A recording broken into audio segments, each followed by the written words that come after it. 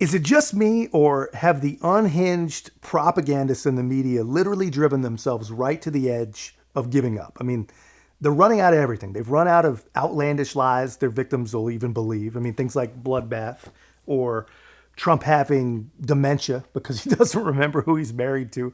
Nobody believes this stuff. You've got the Supreme Court crushing bogus leftist fantasies 9-0. And these people can't take it. They have spun themselves right out of spin. And now the only narrative that they can come up with is the guy is just lucky. Listen, I have always said this. Donald Trump gets really lucky. No, he actually just got this guy is the luckiest guy in the world, but Trump Social, Trump Social, it's Trump Social, but Truth Social just got permission to go public. Right. And so his stake, because it's a meme stock, a little like GameStop, is worth $3.5 billion right now, and it could go higher if people bid it up. So. He definitely made a deal with the devil at some Something. Because he always lucks out on everything. Yeah. This is what they've devolved to. He's a billionaire because he's lucky. He's an incredibly bad business person, they'll tell you, that no bank outside of Russia would ever take a chance on because his credit's so bad, everything's so bad. He's just lucky. People still believe in him because he's lucky. He's winning Supreme Court cases because he's lucky. Charges being dropped one by one in Georgia. It's not because the law actually works sometimes. It's because he's lucky. And what they're actually really saying is he's getting away with all these crimes that we believe he committed because he's lucky. And they can't let him. And the funny thing is, if you ask 100 different leftists what crimes they think Donald Trump actually committed, you'll get 1,000 different answers, and they won't ever list any of the garbage, reimagined, antique statutes that they've actually charged the guy with. But yeah, they're running out of lies, and I'm telling you, they are this close to breaking. So, it's time to do something different. Like, we're not going to have this conversation again. I have come on the air with breaking news about requests for gag orders because of threats for judges and their kids more times than I could count today before I got ready. And Judge Ludig, I think it's time, I don't know who has to write the banners at the bottom of my show. I'm sorry in advance. But Donald Trump broke the rule of law. And we should cover a broken judiciary in this country. Donald Trump managed to delay every federal criminal trial based on facts that he barely denies. Donald Trump managed to enlist the Supreme Court in a delay process, the highest court in the land. Donald Trump brazenly and repeatedly attacks not just judges, and I've had the privilege of sitting across not just from you, Judge Ludig, but from Judge Esther Salas, whose son was assassinated by a crazy person. Judges don't have Secret Service protecting them. They don't even always have, her child answered the door. What are we going to do different? Because Donald Trump sure as hell isn't changing. If you guys feel like running a little thought experiment, almost, I guess, torturing yourself, right? Watch MSNBC. Pretend that you don't really know any of the things that you know. Pretend real fact-based information just isn't available, like the internet doesn't exist. Pretend that you believe everything you see on TV. And a lot of this stuff, man, is going to sound pretty damning. It's going to sound pretty convincing. And I cannot imagine what it must be like to live as a person who believes MSNBC. I just cannot imagine what that world must be like, man. But in case you don't know already, guys, this is all fake. This outrage of Nicole Wallace, the allegations she made, everything. And she knows it. She knows that Donald Trump has not threatened anyone. She knows he sure as hell hasn't threatened any judges' kids. Juan Merchan's kid is an anti-Trump, conservative-hating, bloodthirsty activist whack job. And she says that Trump threatened her. And all he said, and his exact words were, the judge's daughter is a rabid Trump hater who has admitted to having conversations with her father about me. And I'm going to tell you, there's nothing odd about that. I have conversations about Trump with my dad too. So there's nothing weird about that. There's also nothing threatening about what Donald Trump said. That is just a citizen that they don't like practicing their constitutionally protected rights, which of course they don't like that either.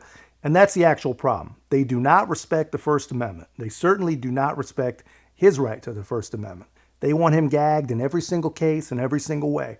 Mainly, I think, because the only thing he threatens to say is the truth about what's actually going on in the never-ending lawfare that he's battling. And if he does start telling that truth, that's something that you're just not equipped to hear or handle if you're the average viewer of Nicole Wallace. And if you're those people, I mean, AOC told you that Donald Trump planned and coordinated his own private army to attack the Capitol. And Nicole Wallace told you that he's sending those people after the judge's family next. And chances are you believe every single word of it if you're an MSNBC victim. And another thing those people believe, this is a good one, is that Donald Trump is broke because no one wants him. No one supports him. And he's trying anything he possibly can. He's selling branded Bibles and gold, ugly sneakers. And Joe Biden, he's a fundraising superstar because Joe Biden's what people want. All right, this is some context for you on where we are in the cash race, right? Joe Biden well ahead of Donald Trump in terms of cash on hand at the end of last month. But in terms of money raised, right, Joe Biden's fundraiser tonight, $25 million. Trump for the entire month of February only raised $20 million. That's how big that $25 million is. It's a large chunk of change, a historic chunk, as the Biden campaign was hinting at. And again, a little bit more context. How much would Trump need to sell to reach $25 million? You know, he's selling those Bibles, those God Bless the USA Bibles. He would need to sell more than 400,000 of those to reach $25 million. And remember those Trump Never Surrender sneakers, he would have to sell approximately 62,657 of them. So that's why he's looking forward to that big fundraiser next month. Because simply put, this type of stuff, this gimmicky stuff, ain't going to get him there, Laura. So Trump has his own big fundraiser heading into August where he may, in fact, outraise Biden's big bash. He's hoping to raise $33 million. My goodness gracious. And how much for the top ticket? At this point, it's looking like $814,600. So the fact is, Biden is doing a lot tonight, but Trump may do a lot come April, Laura. Pretty damn delusional stuff when you think about it, man. First off, nobody wants Joe except for these powerful globalist donor class people. You know, and it used to be that all these crazy leftists, they showed up to protest events like this when it was Republicans or conservatives. The bad news for Joe, these same crazy leftists, they're now showing up outside of his fundraisers and losing his mind about him. And really, when you see what all they're doing, I don't think there's anything that illustrates American politics any better than a fully incompetent president inside of a secure building singing and dancing for billionaires while his angry base is outside the gates screaming Genocide Joe as loud as they can. And then, of course, delusional propagandists in the media report it like it's a success. And what they're not telling their victims is that Trump has his own donor class event coming up, and it should crush the ball. And, you know, I'm not saying that's a good thing. It's actually pretty damn frightening when you think about it. You know, billionaires essentially decide American elections now. And it's crazy. You know, both sides bitch and moan so much about all the issues they have with the other side, but they almost never ever talk about the issues that the actual system has. It's like just fully ignored. It's not even spoken of. And if you ask me, money in politics is right at the top of that list. But CNN, they don't seem to have a problem with that. Of course, they only have a problem with conservative money in politics. And I'm going to show you poor Caitlin Collins, man. She has a particularly frightening point of view on this. You saw how they cover Joe Biden taking in millions from who knows who knows where. Take a look at their approach to Trump doing the exact same thing. We reported on Trump's private meeting with Elon Musk in Florida earlier this month. You'll remember that. But what we didn't know until now was who else was there. It turns out a whole bunch of other billionaires. The Washington Post reports that they were joined by Republican mega donor Nelson Peltz, the casino mogul Steve Wynn, and also the former Marvel chairman Isaac Perlmutter. Now, you may be wondering, why does it matter that a former president had breakfast with all these billionaires? Well, it does because of which particular billionaires it was. It was just 3 years ago that Peltz said that that January 6th Capitol was a disgrace and that he was sorry he had ever voted for Donald Trump. Now, he tells the Financial Times he'll probably vote for him in November. Which, think about it like this. If these people were actually paying attention, even a tiny, tiny little bit, this should tell them more about Joe Biden and what a raging success his administration has actually been, and less about Donald Trump. But, you know, leftists and liberals and all these intellectually corrupt, vote blue no matter who type people, they're never ever going to be able to see it like that. All they see is everything through the lens of Orange Man bad.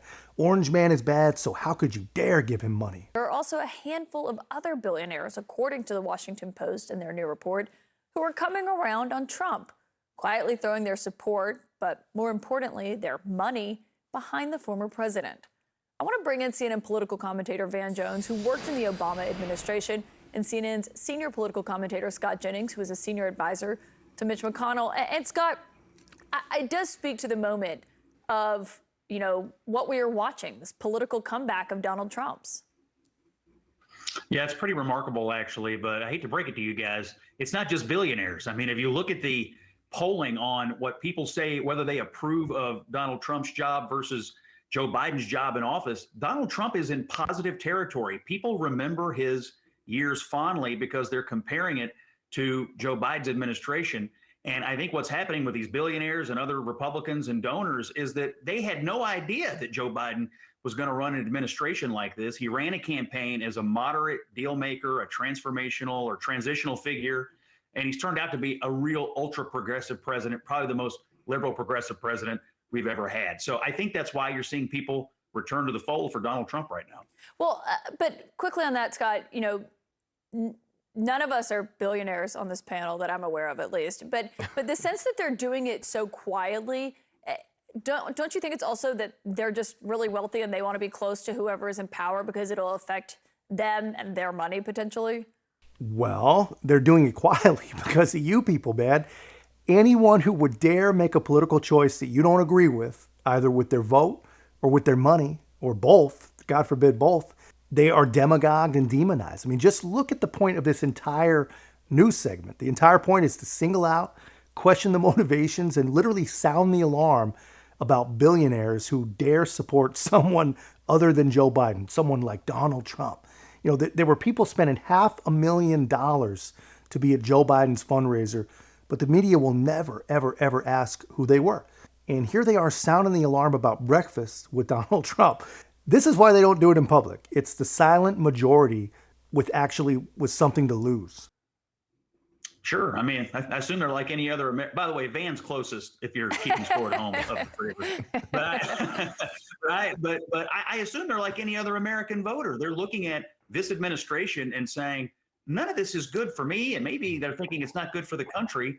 And so they, like the rest of us, are probably casting around for which politician might be giving them the best deal based on what policy actions they would take. So I cannot underscore enough, though. There are Republicans who are deeply unsatisfied with Trump after January 6th, who are coming, this is happening across the board, who are coming back around based on what they've seen out of Biden. It is Biden's fault for being too ultra progressive and not being a more middle of the road president. Van, what do you make of all this? I love my brother Scott. I see it very differently. I don't know what ultra liberal president he's talking about. You have a bipartisan infrastructure bill, the CHIPS Act to keep China from destroying our technology capability, making sure we're strong here. I mean, which particular bill are you talking about? That most of them are passed on a bipartisan basis. And by the way, the economy feels bad for most people because food prices are stuck up too high and housing is too high. But the unemployment rate is low. Gas prices are comparatively low. The stock market is up. This idea that we're living through some hellscape with this crazy liberal president, and before with Donald Trump, everything was so wonderful. I just don't. We're living in different realities. I remember everybody waking up afraid to check their phone every morning because Donald Trump was going to do something else terrifying or crazy or norm busting. And I also remember him dropping the ball in the middle of the pandemic and putting us into one of the worst recessions we've ever had. So, what terrifying, crazy, or norm busting things did the guy even do? I mean, here's the thing. If anyone was afraid to check the news, it was more about the agendas of the people delivering the news than anything else. I mean, everything they told us was through that lens. And we had real attempts at meaningful peace with North Korea, just an example. And the media told us that he was palling around with dictators trying to learn how to become one. We also had the first meaningful peace agreements in the Middle East in 100 years. And they actually, to their kind of credit, they didn't spin that one. They ignored it. That one didn't even exist. Protecting the border, that was racist. Stopping travel from countries that have proven to be dangerous, that was racist and xenophobic. Stop travel from China before anyone was really even talking about a pandemic. That was xenophobic again. Nancy Pelosi was begging people to ignore him and get down to Chinatown. And, they always want to talk about Trump dropping the ball in the pandemic, yet you can't point to one Western nation that had a better outcome. And they can't give you one example of something Comrade Fauci suggested that didn't get adopted by the White House. And as far as, this is a good one from Van Jones, he put us into one of the worst recessions we've ever had. No, that was actually the post-pandemic $2 trillion American rescue plan that we didn't need, that did that. But even so, you know, Van better get his talking points straight, because not only was it not the worst recession, but that didn't even happen. If you guys remember, Joe did backflips to explain why the old thinking of 2 quarters in a row with no growth is outdated thinking, and he created jobs, so it's not a real recession. But, you know, just like Van said, the people who can't afford food or housing should just be happy that they even have a job, right? That's what these people believe. I mean, it's amazing that the same people can say such different things from day to day, and they're victims, man. The people who watch these channels, they never catch on. I don't know why these billionaires are doing what they're doing. I will say this. Donald Trump's ability to consolidate the support he's consolidating should scare the crap out of everybody, because we've just spent the first 26 minutes of this show laying out a mobster-style approach to power on behalf of this person. And if he gets power again, none of the people who are around him right now will be safe. Ask the billionaires who supported Putin and who wound up in all kind of trouble. This is a troublesome, I had to defend my president, had to defend our president, but this is a troublesome development. Some billionaires have more concern about their economic value than their democratic values. Well, Van, I mean, on that note and what you just laid out, and Scott, I want to get your take on this too, but Van, first you, the Washington Post, or excuse me, Politico, Jonathan Martin is reporting that in this moment, all of the people the Republicans who are not voting for Donald Trump, that are not supporting him, and have made very clear, including on this show, that they will not be voting for him in November, Mitt Romney, Mike Pence, Susan Collins, Larry Hogan, Chris Christie, George W. Bush, none of them have heard from Joe Biden. Why is that? Do you think he should reach out to them? Well, if he hasn't, I would call that political malpractice. We need the biggest, broadest tent possible. The pro-democracy forces, the anti-authoritarian forces include Republicans, Independent, Green Party, Libertarians, Democrats, and further to the left than Democrats, all have an interest in making sure we don't have an authoritarian in the White House. And so if Biden has not reached out to them, look, it's still early tonight. I hope he'll pick up the phone and do it right now. Scott, what do you think? I think everything Joe Biden does is aimed at Democrats or people who consider themselves to be more liberal than Democrats. I think he does very little to nothing to aim at the middle of the country or the center right that you're talking about that could probably be had. He didn't do it in the State of the Union. They don't do it in their campaign messaging. Maybe they'll get there someday, but I don't see evidence of it so far. Pro-democracy and anti-authoritarian. Let me know in the comments if you think that Van Jones really truly believes that a sane person could describe the Democrat Party like that. I mean, that is a complete and total fantasy. That's marketing. That is Democrat marketing. That is spin. This is the party that is trying to bankrupt their political rival through unbelievable lawfare. They're trying to throw him in prison using 160-year-old reimagined laws that no one's ever heard of. And none of these people can even explain, while at the same time they're chasing Kennedys out of their own primary election and absolving Joe Biden of his sins because a jury just couldn't be bothered to convict him. They don't expect anyone to convict him, but they expect you to vote for him for a second term, or they're coming for you live on CNN. Does this actually sound like pro-democracy, anti-authoritarian type people to you? But anyway, that's just my take, guys. Let me know your thoughts in the comments. And if you haven't already, be a part of our growth. Make sure to like, comment, subscribe. Most importantly, share the channel. I'll see you in the next one.